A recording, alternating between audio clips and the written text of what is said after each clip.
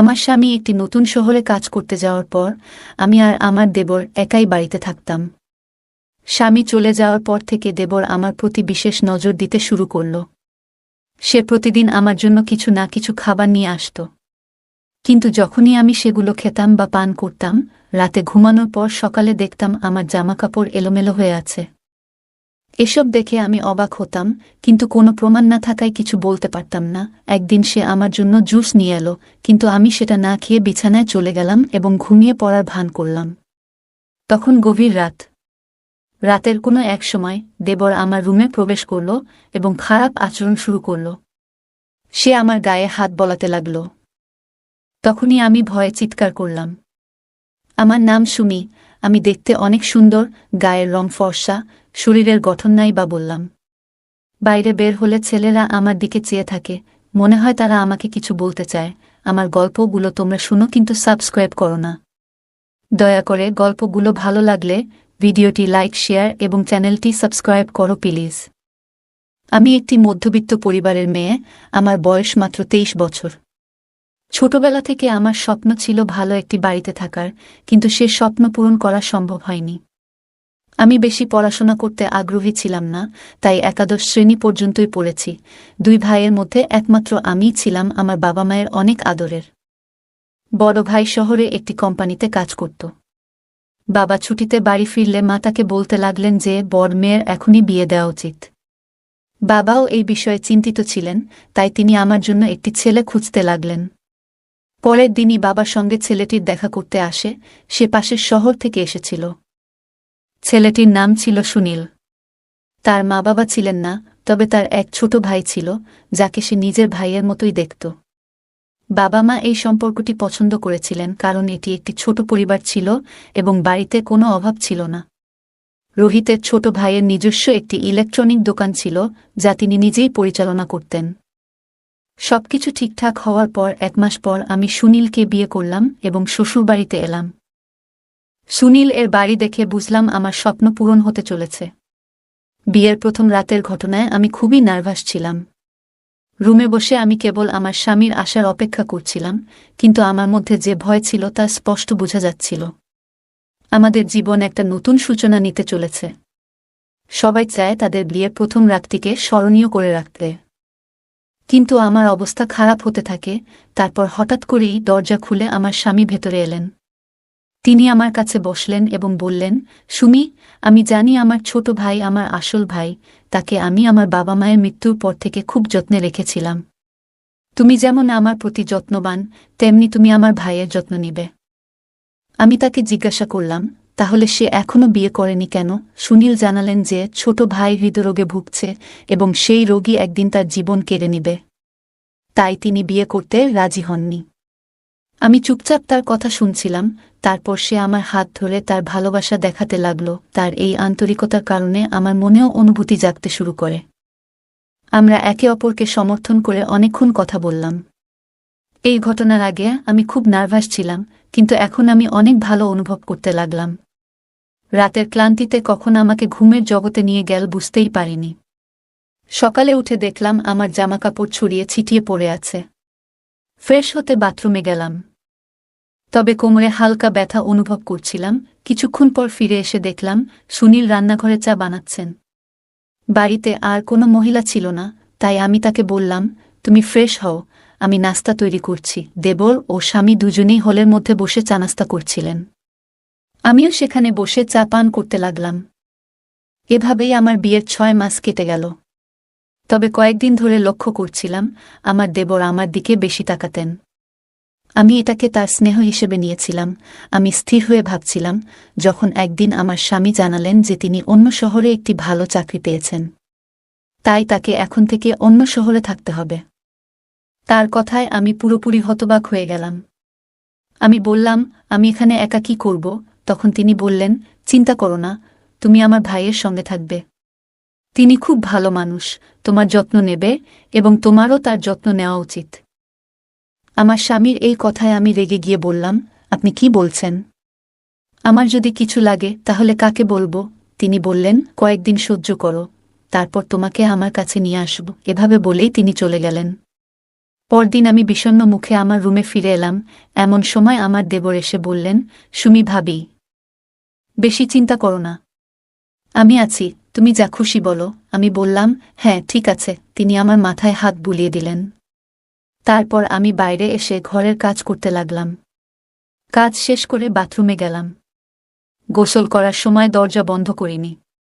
তখন মনে হলো কেউ আমাকে দেখছে। ভাবলাম এটা শুধু আমার মনের ভুল, কারণ বাড়িতে আমি একাই ছিলাম। কিছুক্ষণ পর গোসল সেরে রুমে গিয়ে পোশাক পরিবর্তন করছিলাম। সেই সময় আমি নিজেকে আয়নায় দেখছিলাম, আমাকে অনেক সুন্দর লাগছিল।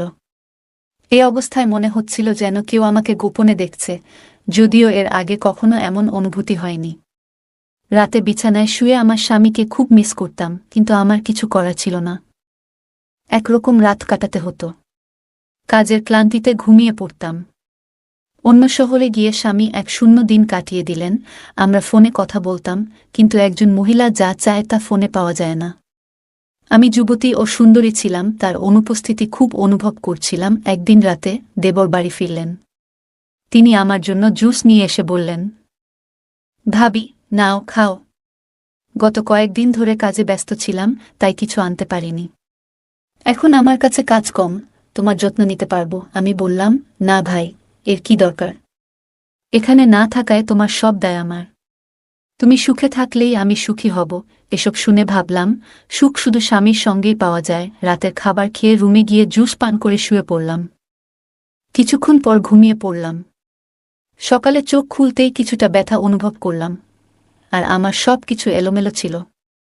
আমি কিছু বুঝতে পারলাম না। বিছানা থেকে উঠে ফ্রেশ হতে বাথরুমে গেলাম। তারপর রান্নাঘরে গিয়ে নাস্তা করতে লাগলাম। দেবরের দৃষ্টির পরিবর্তন আমি স্পষ্টতই লক্ষ্য করছিলাম। বাড়িতে আমরা দুজন ছাড়া আর কেউ ছিল না। দেবরের দৃষ্টি আমাকে অস্বস্তি দিচ্ছিল, তবে প্রমাণ না থাকায় আমি নাস্তা তৈরি করে দেবরকে দিতে গেলাম। তিনি মুচকি হেসে বললেন, আজ তুমি খুব সুন্দর দেখাচ্ছ। তার এই প্রশংসায় আমি স্তব্ধ হয়ে গেলাম এবং লজ্জায় সেখান থেকে চলে এলাম। দেবর আমার প্রতি বেশি মনোযোগ দিতে শুরু করেছেন, এমনটা আমি লক্ষ্য করছিলাম। আরও 10 দিন কেটে গেল। এই সময়ে দেবর প্রতি রাতে আমার জন্য কিছু না কিছু নিয়ে আসতেন, যা খাওয়ার পর আমি অসুস্থ অনুভব করতাম। দেবর আমার খুব কাছে আসতে শুরু করেছেন এবং আমার সঙ্গে এমনভাবে মজা করতেন যা অস্বস্তিকর ইঙ্গিত বহন করত।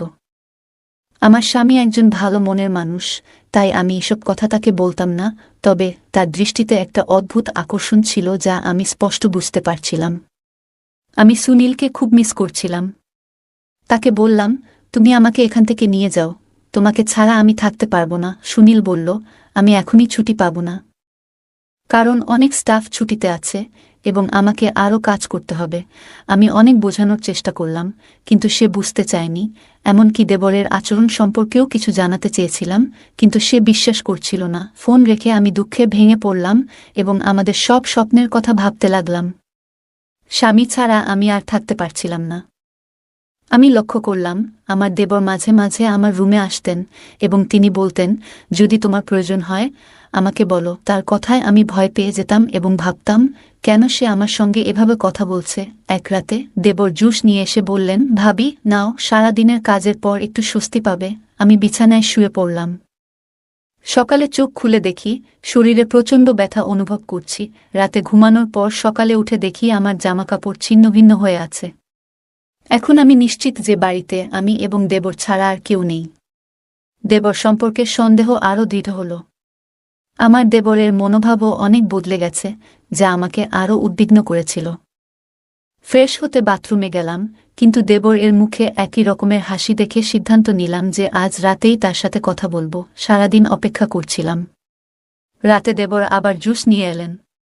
রাতের খাবার খেয়ে আমি রুমে চলে গেলাম, কিন্তু আজ আমি সেই জুসটি পান করিনি। সন্দেহ ছিল এতে কিছু মেশানো হয়েছে।